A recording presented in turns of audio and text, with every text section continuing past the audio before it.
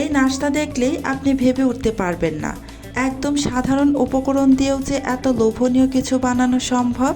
সিদ্ধ ডিমের এই ছোট ছোট নাস্তা বানিয়ে দেখুন, তারপর চা বা সসের সাথে খেতে হলে তো কথাই নেই, সবাই মুগ্ধ হয়ে যাবে।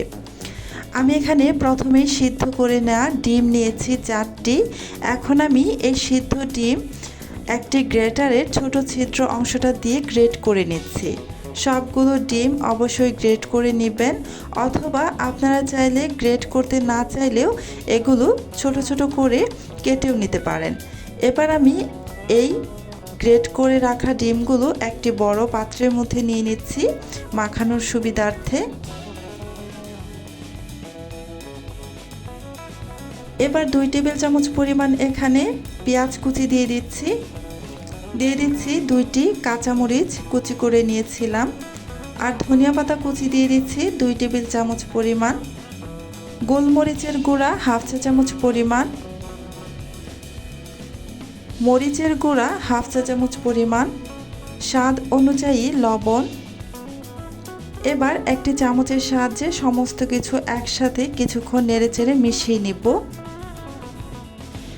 এই সিদ্ধ ডিমের নাস্তাটা অল্প কিছু উপকরণে হলেও খেতে কিন্তু অসম্ভব টেস্টি। আপনারা না বানিয়ে খেলে বুঝতে পারবেন না এই নাস্তাটা যে কতটা মজার। টমেটো সস বা চিলি সসের সাথে খেতে ভীষণ ভালো লাগে। নেড়েচেড়ে মিশিয়ে নেওয়া হয়ে গিয়েছে। এখন আমি এতে দিয়ে দিচ্ছি কর্নফ্লাওয়ার 2 টেবিল চামচ পরিমাণ। এবার হাতের সাহায্যে খুব ভালোভাবে মেখে নিতে হবে। এখানে কিন্তু কোনো পানি দেওয়া যাবে না। আমার এখানে পানি লাগেনি। আপনাদের কাছে যদি মনে হয় এটা একটু ড্রাই আছে, তাহলে আপনারা চাইলে এখানে 1 চা চামচ পরিমাণ পানি দিতে পারেন, তবে খুব বেশি পরিমাণে পানি দেওয়া যাবে না, এমনিতে মেখে নিতে হবে। আমি খুব ভালোভাবে কচলে মেখে নিচ্ছি, আর একটা আঠালো ভাব চলে আসতেছে। আপনাদের ক্ষেত্রে যদি এটা অনেক বেশি ড্রাই লাগে তাহলে 1 চামচ পরিমাণ পানি দিতে পারেন।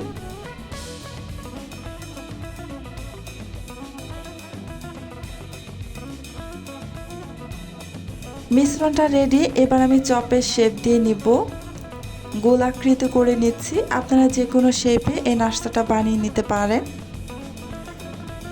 এই যে এভাবেই আমি সবগুলো বানিয়ে নিব।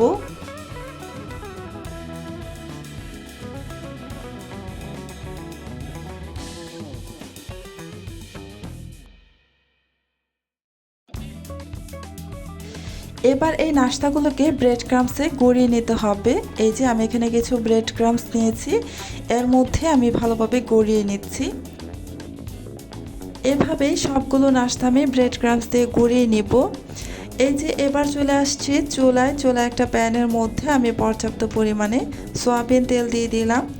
এবার এখানে আমি সবগুলো নাস্তা দিয়ে দিব।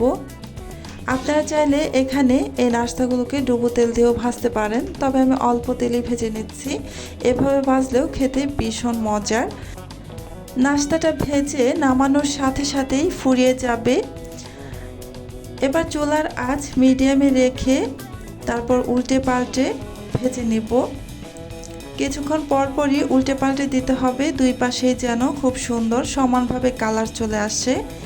এই যে আমি নাস্তাটাকে ভেজে নিয়েছি, এবার সবগুলো উঠিয়ে নিচ্ছি। দেখলেন তো একদম সাধারণ উপকরণে তৈরি এই সুস্বাদু সিদ্ধ ডিমের নাস্তা। গরম গরম খেয়ে দেখুন, আর আপনার অভিজ্ঞতা কমেন্টে লিখে জানান। যদি ভিডিওটি ভালো লেগে থাকে লাইক দিন, সাবস্ক্রাইব করুন এবং এমন আরও সহজ রেসিপি পেতে আমাদের সাথেই থাকুন। আল্লাহ হাফিজ।